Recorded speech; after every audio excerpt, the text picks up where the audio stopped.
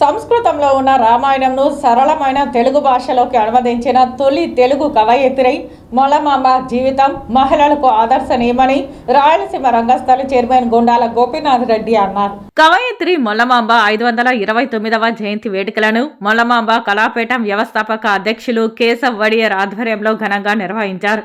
స్థానిక మహతి కళాక్షేత్రం సమీపంలోని మొల్ల విగ్రహంకు రాయలసీమ రంగస్థలి చైర్మన్ గొండాల గోపీనాథ్ ఆధ్వర్యంలో పాలాభిషేకం నిర్వహించి పూలమాలలు వేసి నివాళి అర్పించారు.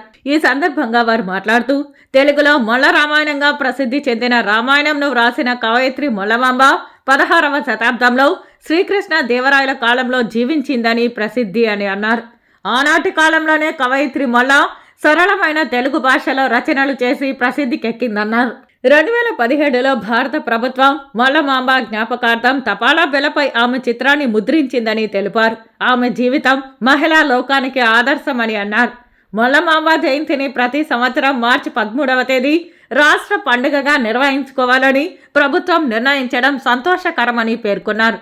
ఈ కార్యక్రమంలో కవయిత్రి మొల్లమాంబ సాహితీ పీఠం చైర్మన్ కేశవ్ వడియర్, రాయలసీమ రంగస్థలి చైర్మన్ గుండాల గోపీనాథ్ రెడ్డి, కార్యదర్శి కేఎన్ రాజా, సభ్యులు తొండమనాటి సుబ్రహ్మణ్యం రెడ్డి, రవి యాదవ్ తదితరులు పాల్గొన్నారు. 29వ జయంతి సందర్భంగా మొల్లమాంబ సాహితీ పీఠం వ్యవస్థాపక చైర్మన్ కేశవులు వడియార్ గారి ఆధ్వర్యంలో ఈరోజు ఆయనే స్థాపించారు ఈ మొల్లమాంబ విగ్రహాన్ని.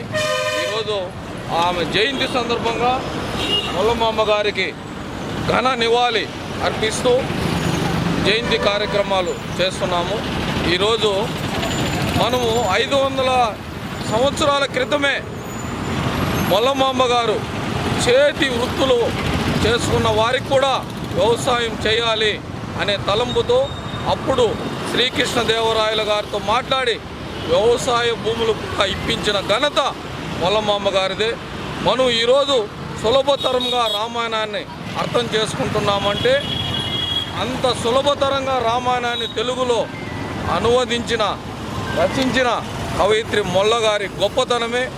ఈరోజు ఆమె జయంతి సందర్భంగా మన కేశవులు వడియార్ గారి ఆధ్వర్యంలో ఈరోజు జయంతి కార్యక్రమాలు జరుపుకొని ఆమెకు ఘన నివాళి అర్పిస్తున్నాం.